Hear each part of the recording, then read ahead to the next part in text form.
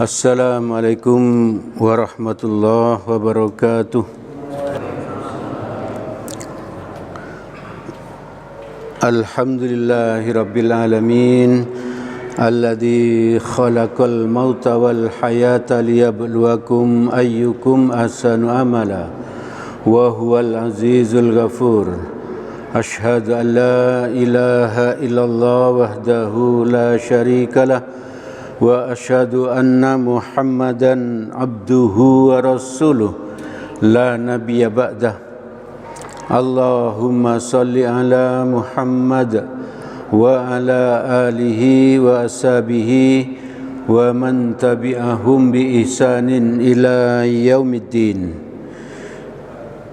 Jamaah salat maghrib Masjid Nurul Huda yang dirahmati oleh Allah, mari kita senantiasa terus bersyukur kepada Allah karena Allah telah memberikan nikmat-Nya yang sangat banyak kepada kita.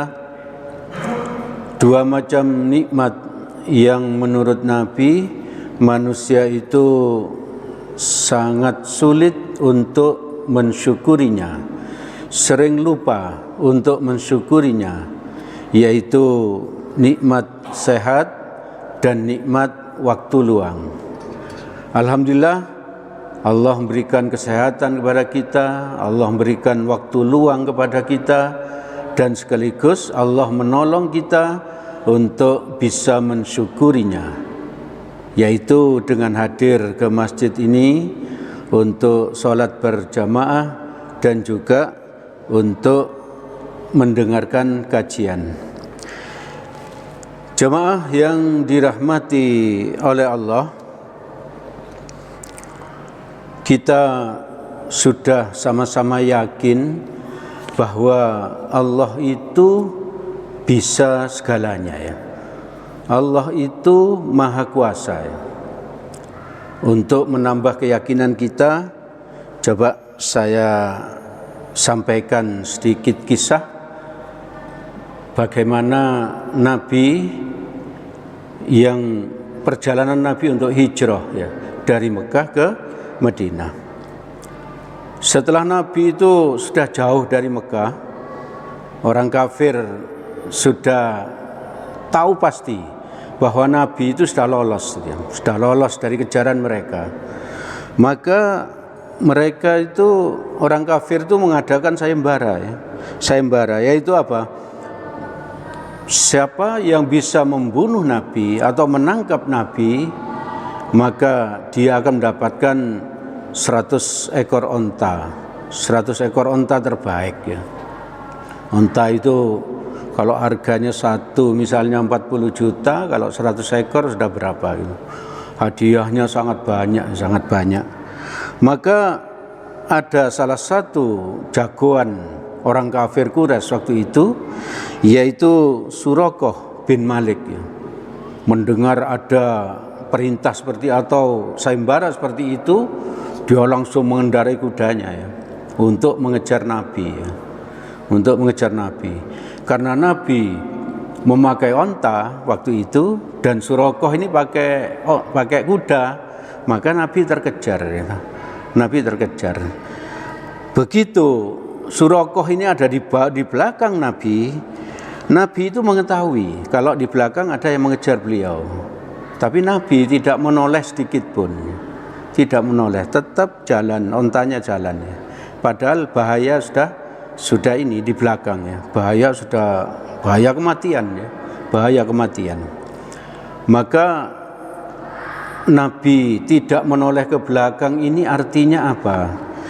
Waktu itu Nabi itu sangat pasrah total kepada Allah, ya, pasrah total. Bagaimana dia bisa melarikan diri?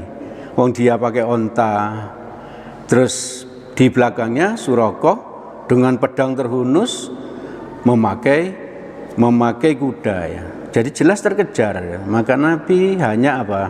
Hanya memasrahkan dirinya kepada Allah. Dan tidak menolehnya Nabi ini menunjukkan apa? Bahwa Nabi sangat yakin akan pertolongan Allah. Sangat yakin akan pertolongan Allah. Jadi dua poin yang penting untuk kita ambil dari ini, dari peristiwa ini. Nabi tidak menoleh sama sekali ke belakang, padahal di belakang itu sudah ada bahaya maut, ya, sudah ada bahaya maut. Tapi Nabi tidak menoleh. Karena apa? Karena Nabi sangat yakin bahwa apa? Bahwa Allah akan menolongnya. Dan kalau Allah menolongnya, pasti apa? Pasti semuanya beres, ya. Pasti semuanya beres. Begitu Suraqah ini sudah dekat pada Nabi, maka Suraqah ini menebaskan apa? Pedangnya itu ke arah Nabi. Di saat itulah kaki kuda dari Suraqah ini terjerembab, ya. Sehingga Nabi selamat. Siapa yang membuat Suraqah kudanya Suraqah ini terjerembab? Pastilah Allah, ya. Pasti Allah. Wong dari Mekah sampai dengan mengejar Nabi itu tidak masalah itu. Begitu ada di belakang Nabi sudah siap membunuh Nabi, tapi terjerembab. Lalu Nabi terus jalan, Suraqah bangun lagi, terkejar lagi, begitu mau disabetkan lagi, jatuh lagi kudanya sampai 3 kali. Akhirnya Suraqah ini menyerah, ya, tidak bisa membunuh Nabi. Ibu bapak, saudara-saudara yang dirahmati oleh Allah, dari peristiwa ini kalau kita baca hijrahnya Nabi, banyak sekali peristiwa yang bisa kita ambil hikmahnya, yang membuat kita ini menghadapi hidup ini pasti lebih optimis, ya. Pasti lebih optimis. Ibu bapak, saudara-saudara yang dirahmati oleh Allah, kita harus yakin pula bahwa kita pun dalam kehidupan sehari-hari ini kita harus yakin bahwa apa? Allah pasti menolong kita, ya. Allah pasti menolong kita. Seperti yang saya sampaikan di depan tadi, Allah Maha Kuasa. Allah bisa segalanya. Maka persoalan apa saja yang kita hadapi, kalau Allah menolong, pastilah beres, ya. Pastilah beres. Demikian juga di saat kita ini berdoa, ya. Di saat kita ini berdoa, maka apa? Allah pasti mengabulkan permintaan kita. Maka pada kesempatan malam ini ada beberapa hal, ada beberapa langkah, ada beberapa cara yang ditunjukkan oleh Allah dan Nabi agar doa kita itu bisa mudah dikabulkan oleh Allah. Yang pertama, pastilah apa? Berbaik sangka kepada Allah. Berbaik sangka kepada Allah. Jangan pernah berdoa kalau kita ini apa? Tidak yakin doa kita itu akan dikabulkan oleh Allah. Sebab dengan seperti itu kita tidak yakin doa kita tidak dikabulkan oleh Allah, pastilah tidak dikabulkan, pasti. Di dalam hadis riwayat Bukhari nomor 7405 dan Muslim nomor 2675 dari Abu Hurairah radhiyallahu an, Nabi bersabda, Allah Subhanahu wa taala berfirman.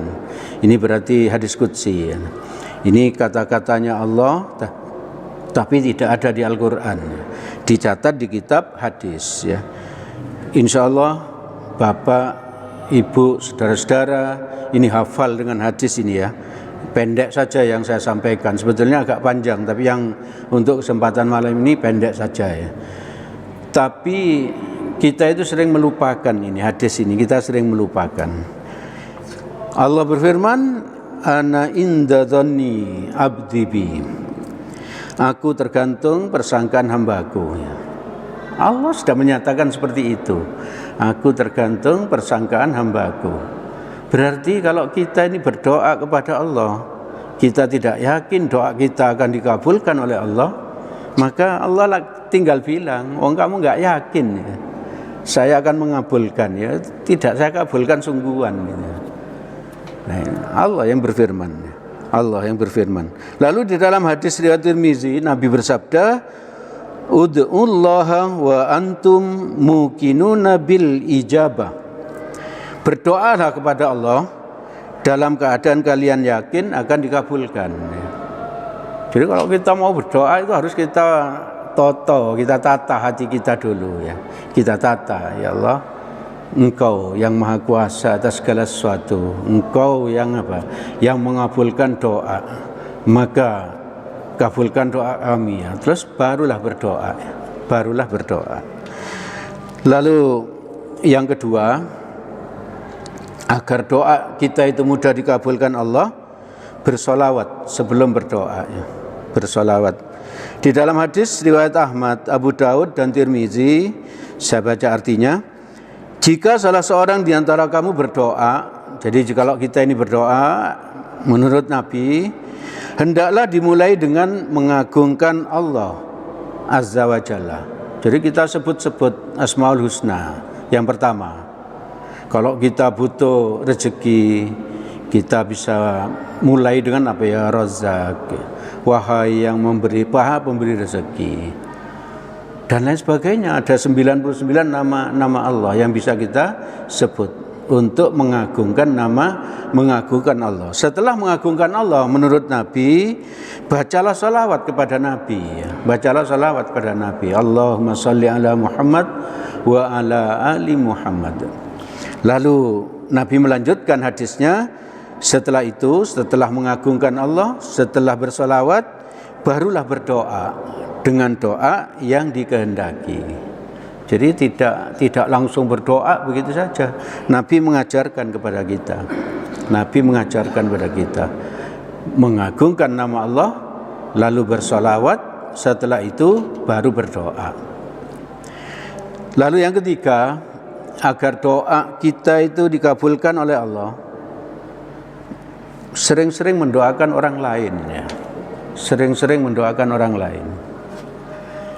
Ini ada hadis riwayat Muslim dari Abu Darda radhiyallahu an, Nabi bersabda, "Da'watul mar'il muslimi li akhihi."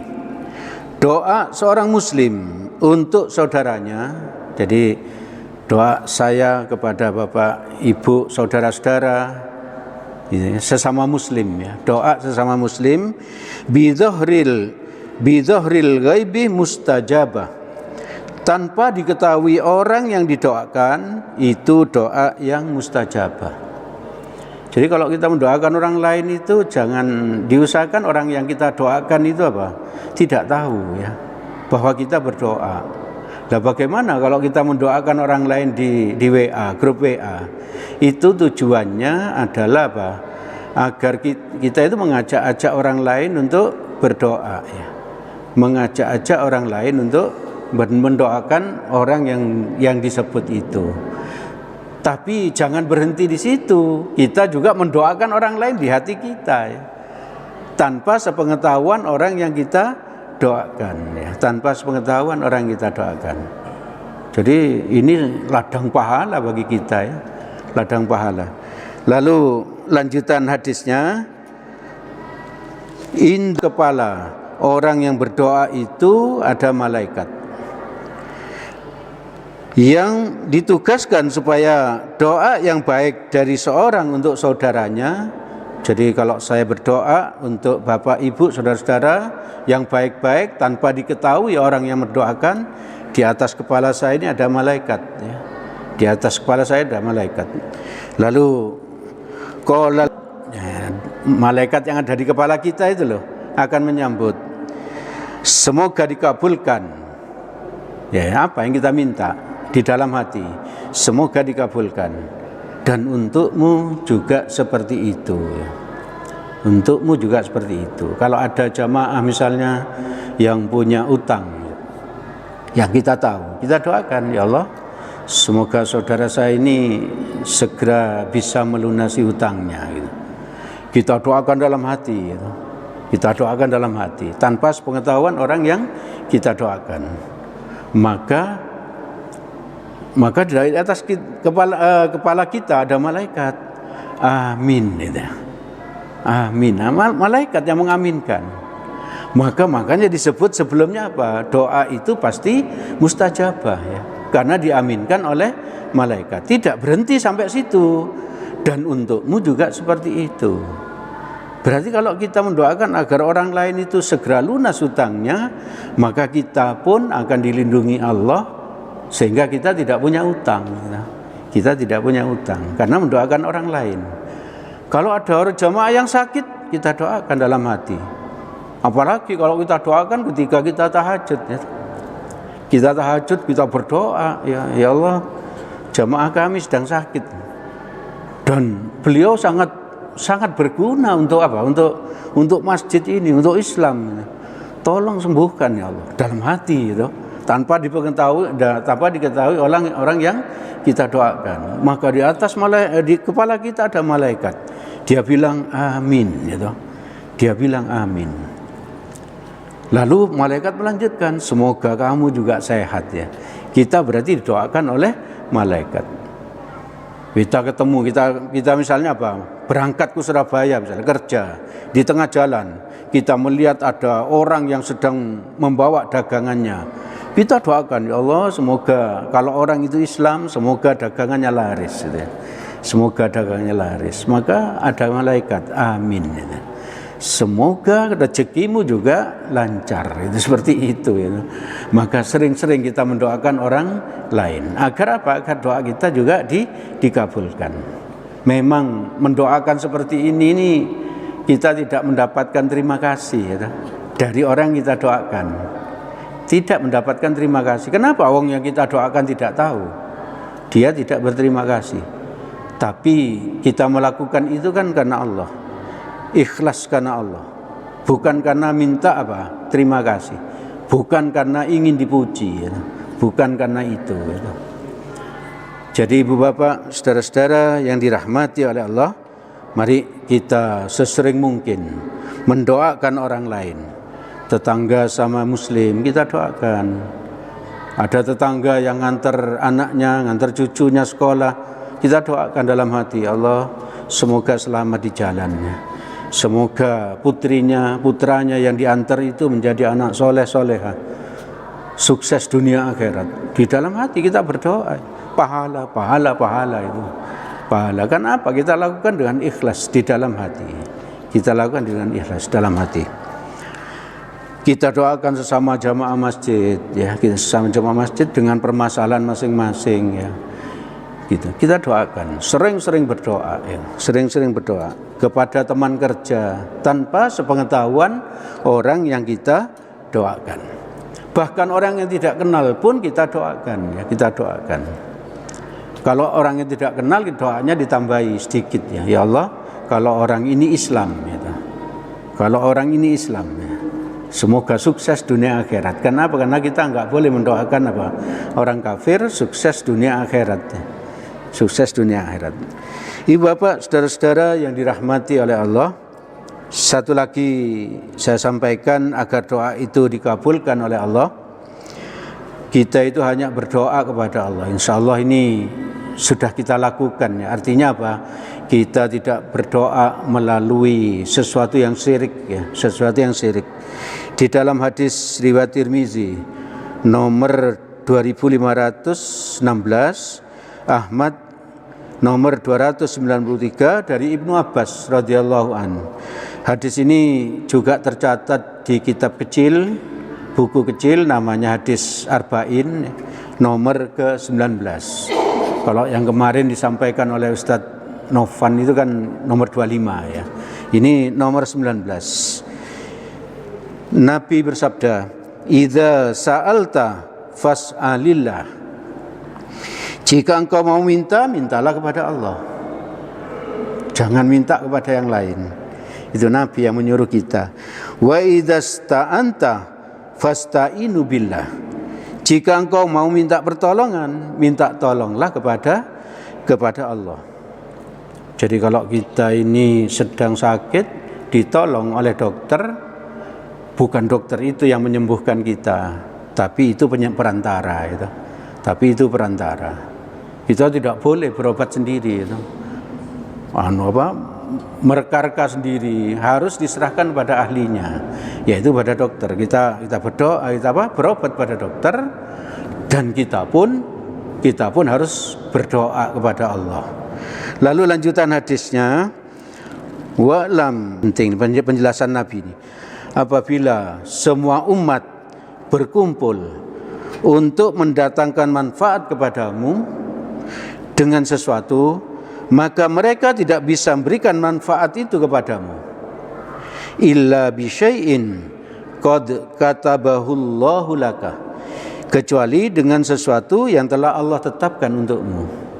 Jadi kalau ada seseorang itu berkumpul semua ingin menolong kita, menurut Allah, menurut Nabi, tidak bisa itu dilakukan. Mereka tidak bisa menolong kita kecuali memang Allah menetapkan untuk kita.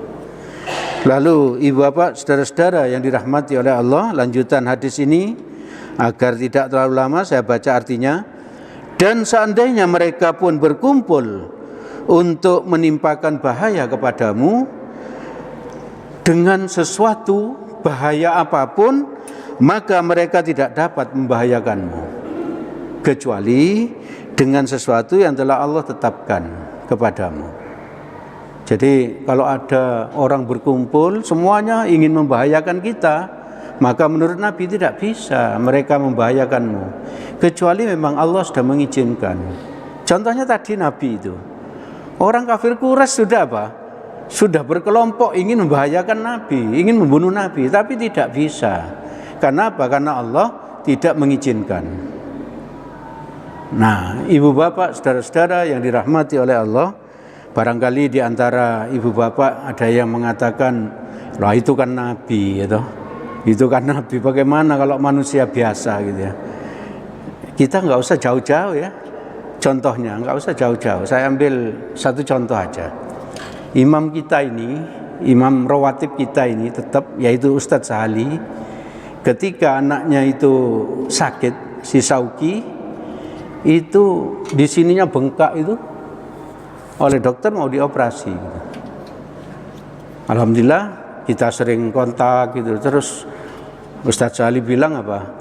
Saya bacakan Al-Quran, setiap saat saya bacakan Al-Quran. Terus apa? Di sininya saya elus-elus, habis baca Al-Quran saya elus-elus gitu.